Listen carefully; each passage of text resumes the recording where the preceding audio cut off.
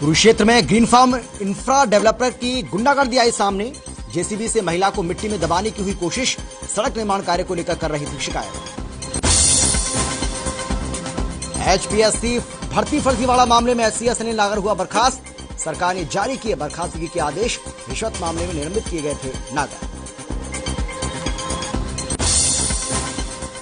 गुरुग्राम में खुले में नमाज को लेकर मुस्लिम संगठनों में दरार। जिला उपायुक्त को इमाम संगठन ने सौंपा ज्ञापन। 18 जगहों पर हुई थी नमाज पढ़ने पर सहमति पर 2 खेमों में बंटे मुस्लिम। पंचकुला में सीएम मनोहर लाल ने राज्य श्रमिक पंजीकरण समारोह का किया उद्घाटन। विधानसभा अध्यक्ष ज्ञानचंद गुप्ता और बिजली मंत्री रणजीत सिंह चौटाला रहे मौजूद।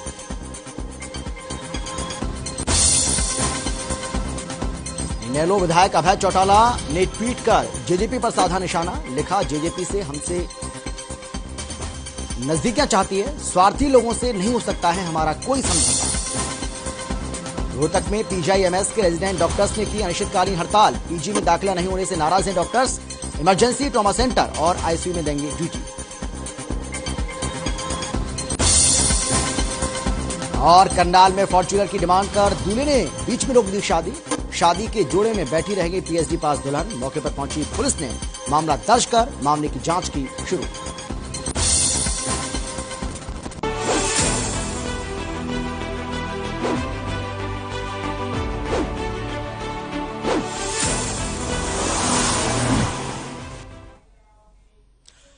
नमस्कार, आप देख रहे हैं हर खबर हरियाणा और आपके साथ मैं हूं अमित शर्मा। वक्त है कालका से समालखा का, लेकिन सबसे पहले कालका से समालखा में हम बात करने वाले हैं धर्मनगरी कुरुक्षेत्र की, क्योंकि कुरुक्षेत्र से आज ऐसी तस्वीरें सामने आई जो तस्वीरें सभी को चौंकाती हैं, हैरान करती हैं, परेशान करती हैं। किस तरीके से एक महिला के साथ बदसलूकी की गई है उसकी ये तस्वीरें अब आपके सामने।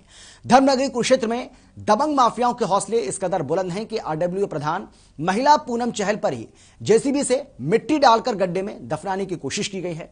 दरअसल कुरुक्षेत्र की जिंदल सिटी के साथ नई कॉलोनी काट रहे कॉलोनाइजर ने सड़क बनाई, तो वहीं सड़क निर्माण के दौरान अंडरग्राउंड बिजली की तारें कट गई और जिंदल सिटी की बत्ती गुल हो गई, जिसे ठीक कराने को लेकर यह पूरा विवाद हुआ। पूनम चहल के मुताबिक वो बिजली के तार को देखने के लिए खुदाई वाली जगह पर उतरी थी। इसी दौरान जेसीबी चालक ने उन पर मिट्टी डालकर सीने तक दफन कर दिया।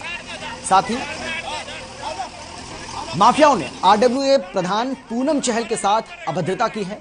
पुलिस पर भी माफियाओं के साथ मिलीभगत के आरोप लगे हैं। आरडब्ल्यूए प्रधान महिला की शिकायत के बावजूद भी पुलिस ने कोई कार्रवाई नहीं की है। उधर दूसरी तरफ कांग्रेस के कद्दावर नेता अशोक अरोड़ा ने कहा है कि आरोपियों के खिलाफ हत्या के प्रयास का मुकदमा दर्ज कर कार्रवाई की मांग की है।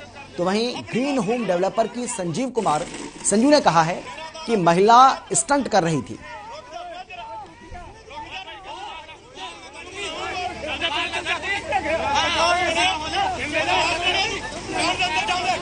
हमारा रिक्वेस्ट थी कि डबल वायरिंग हो जाने दीजिए। शाम हो गई थी काम होते होते, और इसको हम सीमेंटेड करवा के फिर इनको करवा के फिर बाद में कल सड़क पे आप दोबारा से तार को डलवा लेना। परंतु उनकी जिद थी कि नहीं, अभी तुरंत प्रभाव से हम इसको बंद करके अभी हम दोबारा से सड़क बनाएंगे। इसी निवेदन के तहत जो है हम उनको रिक्वेस्ट कर रहे थे, और जो है उन्होंने हमारे ऊपर मैं नीचे वो देखने के लिए उतरी पाइप्स में कि ये जो है डबल वायरिंग हुई है या नहीं और ये ठीक है या नहीं कार्य। उसी दौरान उन्होंने मेरे पीछे बुजुर्ग महिलाएं खड़ी थी 60-60, 70-70 साल की। उन्होंने मेरे को जेसीबी से जो है 600-700 किलो मिट्टी मेरे चारों तरफ डाल दी और जो है मेरे को पेट तक वहां पर दबा दिया, जैसे एक पेड़ को मिट्टी में दबाया जाता है ताकि मैं कहीं ना हिल सकूं। और फिर महिला जो है अस्मिता को तार तार करते हुए गंदे से गंदे शब्द बोलना, गंदे से गंदे आरोप लगाना उन्होंने मेरे ऊपर शुरू कर दिया, और मैं लाचार और बेबस हुई वहां पर खड़ी रही। एसपी को मिला था मैंने ये कहा कि कोई भी व्यक्ति कानून से बाहर जाता है उसके खिलाफ कार्रवाई होनी चाहिए। जिंदल सिटी के साथ लगती एक कॉलोनी काटी जा रही है जिसको दीनदयाल उपाध्याय के नाम पे लाइसेंस मिला हुआ है। लाइसेंस मिला हुआ है, उसमें कोई दिक्कत नहीं। उनको कोर्ट से स्टे लिया, नहीं मिला, परंतु ये अधिकार किसी ने नहीं दिया किसी व्यक्ति को भी कि अगर कोई वहां पे जाता है तो उसके ऊपर आप जेसीबी डाल दो। जिंदल सिटी के अंदर जो कल घटना घटी है वो बड़ी निंदनीय है। पब्लिक स्टंट बनाने के लिए भी यहाँ भी मंशूरी इलेक्शन, पता नहीं इसने लड़ना है, कोई कह रहा है इसने एमएलए का इलेक्शन लड़ना है। ये अपनी पब्लिसिटी के लिए हर रोज नए से नया काम कर रही है जी। हमारे को इतना इरिटेट कर दिया भाई साहब इन्होंने इतना इरिटेट कर दिया, बता नहीं सकते। हम घर जाते हैं ना, हमारे बच्चे पूछते हैं, पापा आज वो पूनम चहल तो नहीं लड़ी आपके साथ? हम इतने ज्यादा मेंटली अपसेट कर दिया इस एक लेडी ने हमारे को जी। हमने जमीन पैसे दे के जमीन ली है, जितने की जमीन लिया उसी हिसाब से हमने रजिस्ट्री करवा रखी है। हम तो कहीं पे गलत है ही नहीं करा, पर इरिटेट इतना ज्यादा कर दिया। हर एक चीज की सहने की ना भाई साहब कोई शक्ति, कोई लिमिट होती है। ये हमारी को ना लिमिट को क्रॉस कर रही है। हमारा जो सब्र का ना बांध ये तोड़वाना चाहती है लेडी। कभी कुछ कहती है हमारे, कभी कोई आरोप लगाती है। हर मतलब के आपने कोई आप शब्द नहीं बोले? कुछ कोई ऐसी किसी को हमने कुछ नहीं बोला भाई साहब। मरेगा मरेगा कोई मरेगा।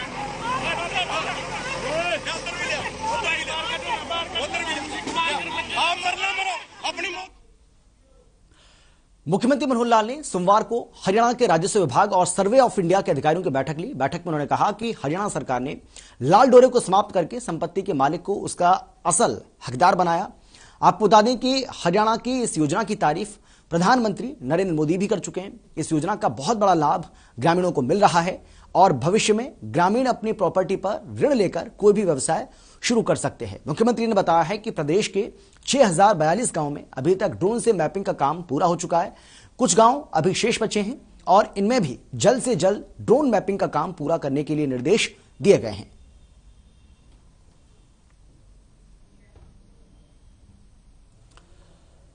तो प्रदेश को लाल डोरा मुक्त बनाने के लिए लगातार कोशिश की जा रही है और सरकार की इस कोशिश की सराहना प्रधानमंत्री नरेंद्र मोदी भी कर चुके हैं। मुख्यमंत्री मनोहर लाल ने इस बात को दोहराया है।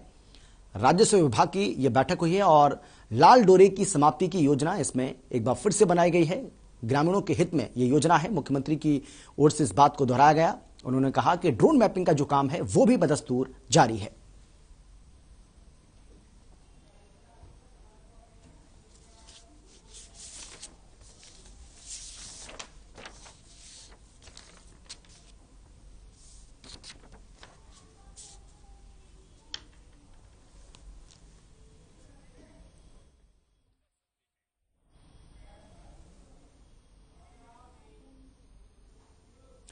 और चलिए बात करते हैं परिवहन मंत्री मूलचंद शर्मा की।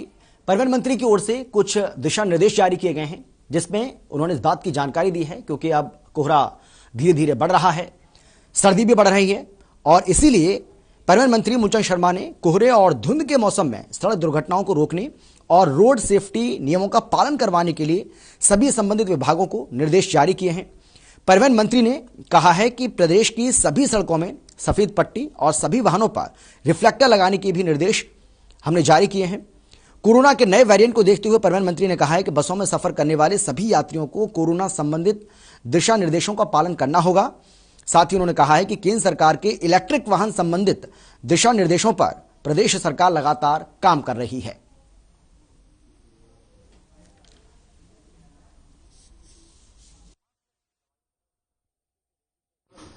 जैसे जैसे मौसम का बदलाव की शुरुआत है और रोड सेफ्टी की हमने मीटिंग थी। रोड सेफ्टी में जितनी जो रोड की जो गाइडलाइंस है, पट्टियां लगानी है या दूसरी मतलब स्टिकर्स लगाने हैं जहां पे काम चले हुए हैं और जहां पे काम है वहां भी हमने पट्टियों का पट्टियां पूरा तब्दील करा जाए।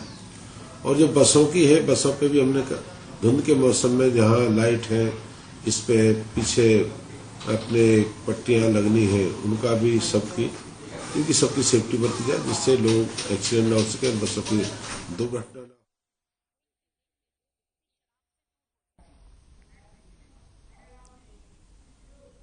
पंचकुला में कांग्रेस के दिग्गज नेताओं ने हरियाणा लोक सेवा आयोग का घेराव किया। एचपीएससी घोटाले में कांग्रेस ने मोर्चा खोल दिया है। इस दौरान भारी पुलिस बल भी मौजूद रहा। प्रदर्शन करने पहुंचे कांग्रेस के बड़े नेताओं को पुलिस ने पहले हिरासत में लिया, फिर छोड़ भी दिया। कांग्रेस के प्रवक्ता रणदीप सुरजेवाला, प्रदेश अध्यक्ष कुमारी सैलजा, चंद्रमोहन को हिरासत में लिया गया। कांग्रेस नेताओं ने हरियाणा लोक सेवा आयोग पर आरोप लगाते हुए कहा कि हरियाणा लोक सेवा आयोग नौकरियों की नीलामी करने वाले और भ्रष्टाचार का अड्डा बन चुका है।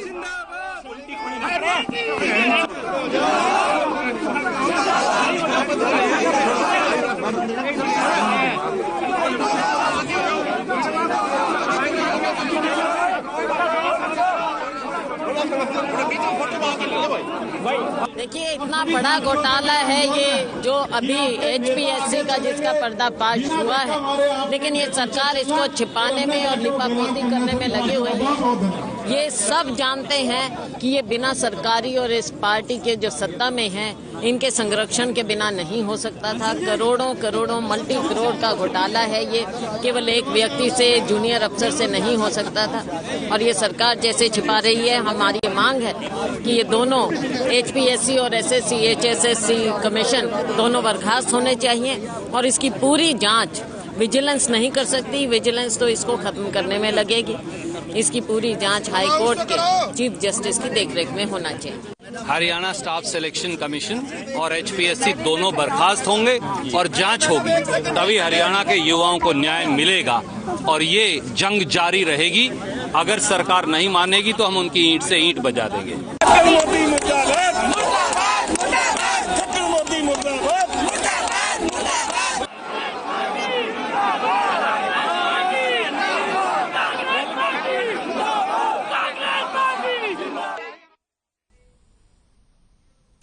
फ्रैंकफर्ट के सांसद और भारतीय मूल के सांसद राहुल कुमार अंबाला पहुंचे।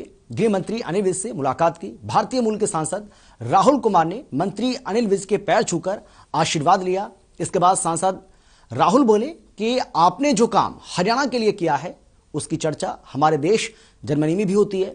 साथ ही कहा कि गृह मंत्री अनिल विज से राजनीति की वो प्रेरणा लेते हैं। आपको बता दें कि फ्रैंकफर्ट के सांसद और गृह मंत्री अनिल विज की लगभग 25 मिनट तक ये मुलाकात चली, जिसमें सांसद राहुल ने कहा है कि मंत्री अनिल विज की सादगी के किस्से वो अपनी लोकसभा में भी सुनाएंगे। हिंदुस्तान में एक ऐसा मंत्री है जो लोगों के बीच रहकर उनके दर्द को समझता है और उनकी शिकायतों का समाधान तुरंत करता है।